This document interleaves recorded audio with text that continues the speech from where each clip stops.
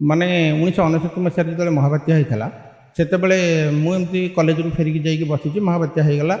ତାପରେ ରେଡ଼ିଓ ପ୍ରତି ଘଣ୍ଟାକରେ ପ୍ରତି ମୁହୂର୍ତ୍ତର ଖବର ପ୍ରତି ଘଣ୍ଟାକରେ ସେ ଆମକୁ ଦେଉଥାଏ। କିନ୍ତୁ ବର୍ତ୍ତମାନ ଦେଖିବା ଜିନିଷ ଏଇ ଯେଉଁ ପରିବାର ସହିତ ଏକାଠି ବସିକି ଦେଖିବା ବିଲକୁଲ ସମ୍ଭବ ହେଉନାହିଁ।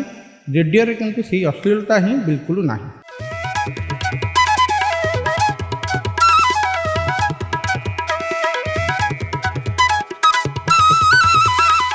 ଆଚ୍ଛା, ରେଡିଓକୁ ଆପଣ କିଭଳି ଭାବେ ଦେଖନ୍ତି, କେତେ ଭଲ ପାଆନ୍ତି? ମୁଁ ବୟସ ବର୍ତ୍ତମାନ 50 ପରେ ରେଡ଼ିଓର ମୁଁ ଜଣେ ନିୟମିତ ଶ୍ରୋତା ଏବଂ ନିୟମିତ ଶ୍ରୋତା ହିସାବରେ ଆମେ ମଧ୍ୟ ଶ୍ରୋତା ସମ୍ମିଳନୀ ଆକାଶବାଣୀ କଟକ କେନ୍ଦ୍ରରେ ଅନୁଷ୍ଠିତ ଅନେକ ଥର କରେଇଛୁ।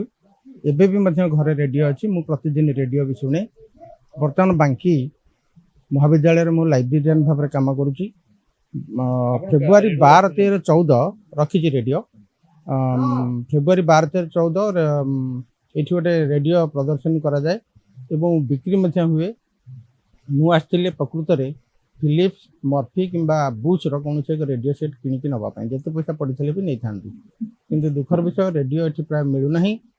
ଆଉ ଯିଏ ଅର୍ଗାନାଇଜର ମାନେ ପତିବାବୁ, ତାଙ୍କ ସାଥିରେ ଗତକାଲି କଥା ହେଇଥିଲି। ସିଏ କହିଥିଲେ ଯେ ରେଡ଼ିଓ ଯଦି ମିଳିବ ଆପଣଙ୍କୁ ମିଳିବ କେବଳ ଡେଲ୍ଟ୍ରନ୍ ସେଟ୍ ମିଳିବ। ହେଲେ ମଧ୍ୟ ଏବେ ଡେଲ୍ଟ୍ରନ୍ ସେଟ୍ ବି ମଧ୍ୟ କୌଣସି ଷ୍ଟଲ୍ରେ ପ୍ରାୟ ଦେଖିବାକୁ ମିଳୁନି। ଆଚ୍ଛା, ବର୍ତ୍ତମାନ ଆପଣଙ୍କ ପାଖରେ କେତେ ରେଡିଓ? ମୋ ପାଖରେ 3ଟି ସେଟ୍ ଅଛି। କ'ଣ କ'ଣ? ଫିଲିପ୍ସ 2ଟା ଅଛି, ଡେଲ୍ଟ୍ରନ୍ ଗୋଟେ ଅଛି। ଭଲ କମ୍ପାନୀ କୋଉଠି? ସବୁଠାରୁ ଭଲ ହେଉଛି ଫିଲିପ୍ସ, ତାପରେ ବୁଶ୍, ମର୍ଫି। ଦେଖନ୍ତୁ, ବର୍ତ୍ତମାନ ये 3टा ବ୍ରାଣ୍ଡେଡ୍ ପୁରା ଇଣ୍ଟରନ୍ୟାସନାଲ ଲେବୁଲରେ ସମସ୍ତେ ଜାଣିଛନ୍ତି, ଫିଲିପ୍ସ, ମର୍ଫି ଏବଂ ବୁଶ୍। ଟିଭି ଯୁଗରେ ଲୋକମାନେ ରେଡିଓକୁ କାହିଁକି ପସନ୍ଦ କରନ୍ତି? ଦେଖନ୍ତୁ, ମୁଁ କାହିଁକି ପସନ୍ଦ କରିବା କଥା କହୁଛି। ମାନେ 1999 ମସିହାରେ ଯେତେବେଳେ ମହାବାତ୍ୟା ହେଇଥିଲା ସେତେବେଳେ ମୁଁ ଏମିତି କଲେଜରୁ ଫେରିକି ଯାଇକି ବସିଛି, ମହାବାତ୍ୟା ହେଇଗଲା। ତାପରେ ରେଡ଼ିଓ ପ୍ରତି ଘଣ୍ଟାକରେ ପ୍ରତି ମୁହୂର୍ତ୍ତର ଖବର ପ୍ରତି ଘଣ୍ଟାକରେ ସେ ଆମକୁ ଦେଉଥାଏ ଏବଂ ଅନ୍ୟ ସମୟତକ କେବଳ ମନୋରଞ୍ଜନ ପାଇଁ ଗୀତ ପ୍ରସାରଣ କରାଯାଉଥାଏ। ଏମିତି କିଛି ସମୟ ଗଲା ପରେ ହଠାତ୍ ରେଡ଼ିଓ ଷ୍ଟେସନରେ ମଧ୍ୟ ତାର ଟାୱାରଟି ଭାଙ୍ଗିଗଲା, ତେଣୁ ଆମେ ଆଉ ଶୁଣିପାରିଲୁ ନାହିଁ।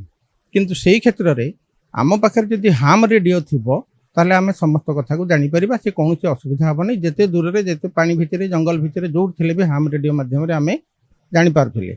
ଆଉ ଟିଭି ଏବେ ଯେଉଁ ମୋ ପୂର୍ବରୁ ସାକ୍ଷାତକାର ଯାହାଙ୍କ ଠାରୁ ନେଉଥିଲି ଯେଉଁ କଥା କହିଲେ, ଆମେ ରେଡ଼ିଓରେ କେବଳ ଶୁଣିପାରିବା, ଟିଭିରେ ଶୁଣିବା ସହିତ ଦେଖିପାରିବା, ଏତିକି ହେଉଛି ଫରକ। କିନ୍ତୁ ବର୍ତ୍ତମାନ ଦେଖିବା ଜିନିଷ ଏଇ ଯେଉଁ ପରିବାର ସହିତ ଏକାଠି ବସିକି ଦେଖିବା ବିଲକୁଲ ସମ୍ଭବ ହେଉନାହିଁ।